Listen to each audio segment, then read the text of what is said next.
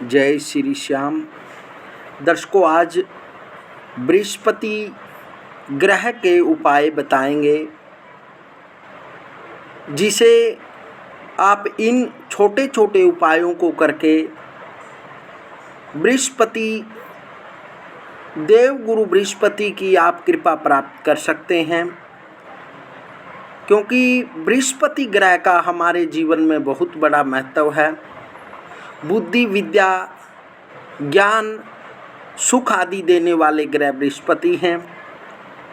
जब बृहस्पति कुंडली के अंदर त्रिक भाव में या बुरे भाव में बैठ जाता है तो वह बुरे प्रभाव देता है। उन बुरे प्रभावों से बचने के लिए इन उपायों को यदि आप जीवन में करते हैं तो अवश्य ही बृहस्पति देव गुरु आप पर कृपा करेंगे और आपको अच्छे फल प्रदान करेंगे।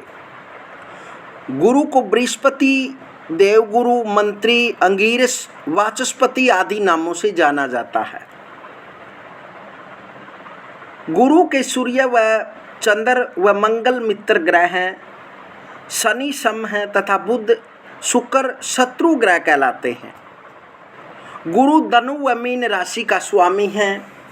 किसी जातक की जन्म कुंडली में जब गुरु 1, 2, 3, 5, 7, 9, 10, 11वें भाव में मित्र, उच्चस्थ या स्वराशि का होकर स्थित हो तो गुरु प्राय अपनी महादशा या अंतरदशा में शुभ फल प्रदान करता है।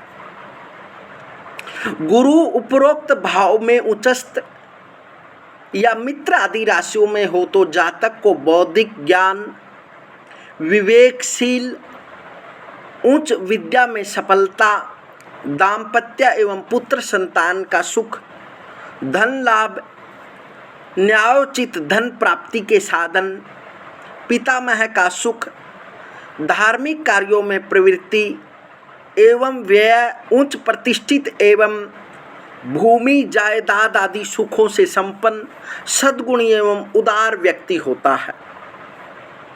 ध्यान रहे, गुरु 2, 5, 9, 10 एवं 11वें भाव का कारक भी होता है। अतएव इन भाव में यदि गुरु अकेला बैठा हो और उसका किसी मित्र ग्रह के साथ योग हो, दृष्टि आदि से संबंध ना हो तो अकेला गुरु उपरोक्त भाव में अपना शुभ फल प्रकट नहीं करता। ऐसी स्थिति में गुरु अपने शुभ अशुभ दोनों प्रकार के फल प्रदान करता है। गुरु 4, 6, 8 एवं 12वें भाव में प्रायः शुभ प्रभाव करता है। इसके अतिरिक्त गुरु नीच, शत्रु राशि, अस्तगत होकर इन्हीं स्थानों में पड़ा हो तो भी अशुभ फल प्रदान करता है। उस स्थिति में जातक को कर्ण, कफज एवं पीलिया आदि जिगर संबंधी रोगों की संभावना, आमदन में कमी, व्यय का अधिक, वैवाहिक सुख में विलंब या कमी, उच्च विद्या में विघ्न, बाधाएं, शरीर कष्ट एवं भाई बंधुओं से विरोध होता है। अपनी सामर्थ्य अनुसार आप इन उपायों को करें। यह व्रत धारण से अशुभ गुरु की शांति होती है। यह व्रत गुरु बृहस्पति कृत अरिष्ट शांति हेतु तथा विद्या, बुद्धि, धन संपत्ति, विवाह, पुत्र पौत्र आदि सुखों की प्राप्ति के लिए किया जाता है। यह व्रत शुक्ल पक्ष के प्रथम जेठे वीरवार से शुरू करके 3 वर्ष, 1 वर्ष अथवा 16 वीरवार बृहस्पति तक करना चाहिए। व्रत के पहले दिन स्नान आदि से निवृत्त होकर संवत का नाम, मास, दिन, गोत्र नाम आदि का उच्चारण करते हुए व्रत संख्या का संकल्प लेना चाहिए। तत्पश्चात पीले वस्त्र धारण करके पीले पुष्पों, चने की दाल, पीला यज्ञोपवीत, पीला चंदन, बेसन की बर्फी, हल्दी व पीले चावलों एवं केला आदि पीले फलों सहित भगवान विष्णु तथा बृहस्पति गुरु की पूजा करनी चाहिए तथा गुरु के बीज मंत्र की कम से कम 3 या 5 अथवा 16 माला करनी चाहिए। व्रती को बृहस्पतिवार को सिर नहीं धोना चाहिए। तथा एक समय ही नमक रहित भोजन करना चाहिए। व्रती को उस दिन भोग लगाकर किसी ब्राह्मण व बालक को चने की दाल, बेसन की बर्फी, बेसन का हलवा, घी, लड्डू, पीले चावल, केलों आदि पीतल का बर्तन तथा पीले वस्त्र का दान दक्षिणा सहित करके स्वयं भी ऐसा ही करना चाहिए। इस दिन केले के वृक्ष की पूजा का भी विधान है। मन, वचन और कर्म द्वारा शुद्ध चित्त होकर गुरु गायत्री मंत्र अथवा गुरु के बीज मंत्र ओम ग्राम ग्रीं ग्रोम स गुरुवे नमः, इस मंत्र का कम से कम 11 माला करनी चाहिए।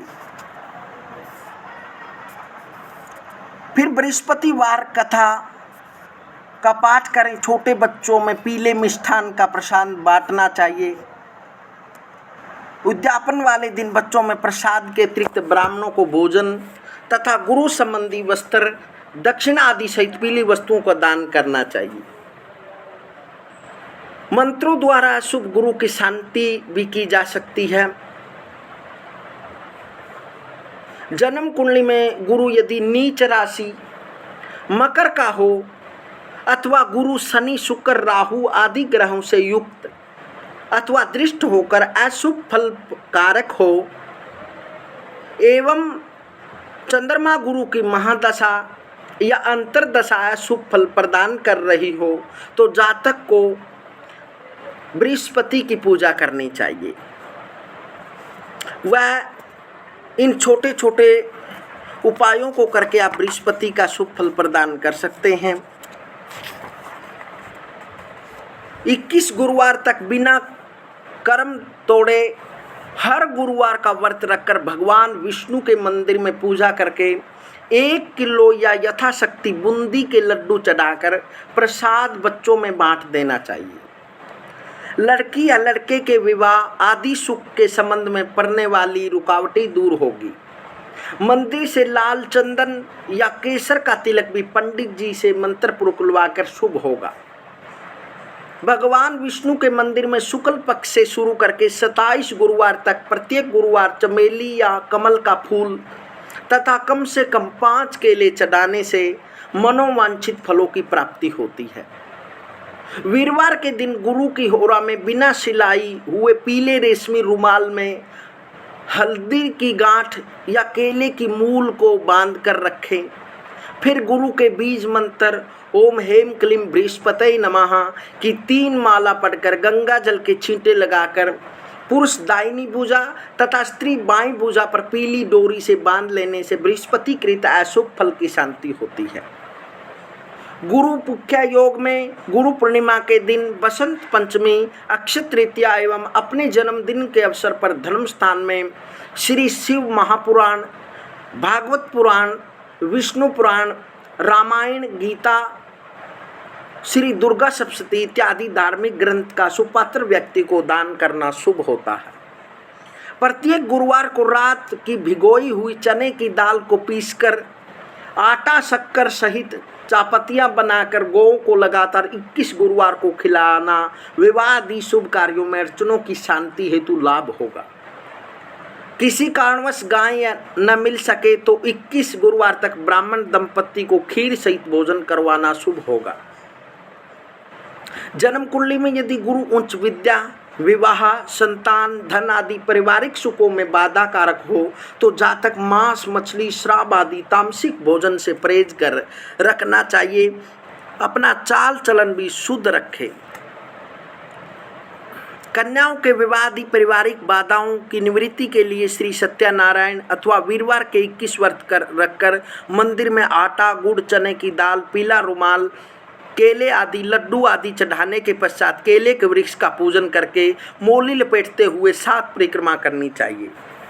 यदि पंचम भाव अथवा पुत्र संतान के लिए गुरु बाधा कारक हो तो हरिवंश पुराण एवं श्री गोपाल शास्त्र नाम का पाठ करना चाहिए।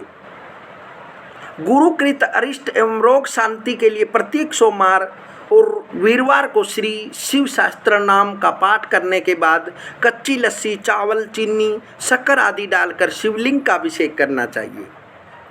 इन छोटे छोटे उपायों को करके आप अपने जीवन में बृहस्पति का आशीर्वाद प्राप्त कर सकते हैं। बृहस्पति आपके शुभ कार्य करेंगे और आपको अनेक प्रकार की खुशियां प्रदान करेंगे।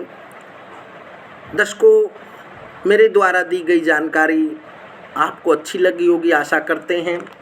मिलते हैं दर्शकों अगली वीडियो में, तब तक हरिओम।